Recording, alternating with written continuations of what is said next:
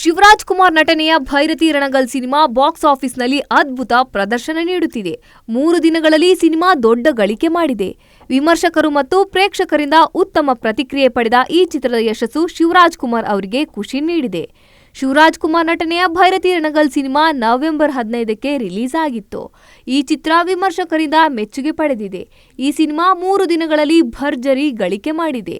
ಇದು ಶಿವರಾಜ್ ಕುಮಾರ್ ಅವರ ಖುಷಿ ಹೆಚ್ಚಿಸಿದ್ದು, ನಿರ್ಮಾಪಕನಾಗಿ ಹಾಗೂ ನಟನಾಗಿ ಅವರು ಗೆಲುವು ಕಂಡಿದ್ದಾರೆ.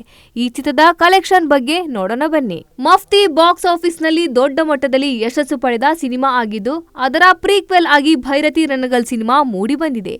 ಈ ಚಿತ್ರವನ್ನು ನೋಡಿದವರು ಪಾಸಿಟಿವ್ ಆಗಿ ಪ್ರತಿಕ್ರಿಯಿಸಿದ್ದಾರೆ.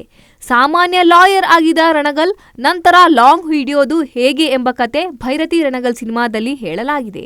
ನರ್ತನ್ ಅವರ ಕಾರ್ಯಕ್ಷಮತೆಯನ್ನು ಎಲ್ಲರೂ ಮೆಚ್ಚಿದ್ದಾರೆ. ಭೈರತಿ ರಣಗಲ್ ಸಿನಿಮಾ 3 ದಿನಕ್ಕೆ 7.25 ಕೋಟಿ ರೂಪಾಯಿ ಗಳಿಕೆ ಮಾಡಿದೆ. ಮೊದಲ ದಿನ 2.1 ಕೋಟಿ ರೂಪಾಯಿ, ಎರಡನೇ ದಿನ 2.3 ಕೋಟಿ ರೂಪಾಯಿ ಹಾಗೂ ಮೂರನೇ ದಿನ 2.85 ಕೋಟಿ ರೂಪಾಯಿನ ಚಿತ್ರ ಗಳಿಸಿದ್ದು, ಈ ಮೂಲಕ ಒಟ್ಟಾರೆ ಗಳಿಕೆ 10 ಕೋಟಿ ರೂಪಾಯಿ ಸಮೀಪಿಸಿದೆ.